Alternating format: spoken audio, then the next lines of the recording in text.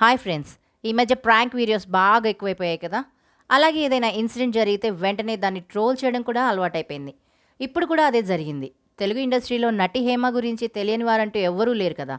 ఆమె సీనియర్ నటి కూడా. ఎన్నో మూవీస్లో నటించి మంచి మార్కులు కొట్టేసినటువంటి అద్భుతమైన నటి. ఎన్నో మంచి రోల్స్ కూడా ఆమె ప్లే చేశారు. టైమింగ్తో అదిరిపోయే కామెడీని పండించి ఆడియన్స్ పెదాలపై నవ్వులు పువ్వులు పూయించిన నటి హేమ.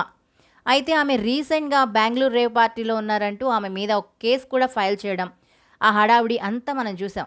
ఆ రేవ్ పార్టీలో ఎంతోమంది ఉన్నా కూడా హేమ మీద ఎక్కువగా ఫోకస్ పడింది. అయితే ఇప్పుడు ఆ ఇన్సిడెంట్ని ఇమిటేట్ చేస్తూ కనిపించింది Jabardasth lady comedian rowdy Rohini. అయితే ఒక మూవీ ప్రమోషన్ కోసం ఆ మూవీ మేకర్స్ అంతా ప్లాన్ చేసి తనతో చేయించారన్న విషయం ఆమె చెప్పుకొచ్చింది. అంటే హేమ బెంగళూరు రేవ్ పార్టీని ఇన్సిడెంట్ని స్పూఫ్గా చేసి ఆ మూవీ ప్రమోషన్స్ చేశారన్నమాట. రోహిణి ఒక బర్త్డే పార్టీకి వెళ్ళటం, అక్కడ పోలీసులు రావటం, డ్రగ్స్ తీసుకున్నారా అని అడగటం, టెస్టులు చేయలేదు అని చెప్పేసి రోహిణి చెప్పడం, ఈ మొత్తం సీన్ స్పూఫ్గా అంటే ఒక స్కిట్ మాదిరి చేసి ఆ మూవీని ప్రమోట్ చేశారు. అయితే నటి హేమని ఉద్దేశించేలా ఈ ప్రమోషన్స్ వీడియో ఉంది అంటూ నెటిజన్స్, ఇండస్ట్రీలోని హేమ ఫ్యాన్స్ రౌడీ రోహిణి మీద ఫైర్ అవుతున్నారు.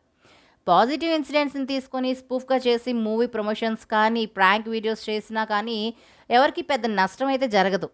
కానీ ఇక్కడ ఒక నటి మీద వచ్చిన నెగిటివ్ విషయాలు, అలాగే ఇదొక నెగిటివ్ ఇన్సిడెంట్, దీన్ని బేస్ చేసుకొని ఇలాంటి ఇన్సిడెంట్స్ని తీసుకొని వాటి మీద స్పూఫ్ ప్రమోషన్స్ చేయడం, స్కిట్స్ వేయడం వల్ల వాళ్ళ మనోభావాలు దెబ్బతినే పరిస్థితి వస్తుంది. కాబట్టి ప్రమోషన్స్ చేసుకోవచ్చు, కానీ ఎదుటి వాళ్ళని వేలెత్తి చూపించేలా, వాళ్ళని కించపరిచేలా అయితే ప్రమోషన్స్ చేసుకోవడం అస్సలు మంచి పని కాదు.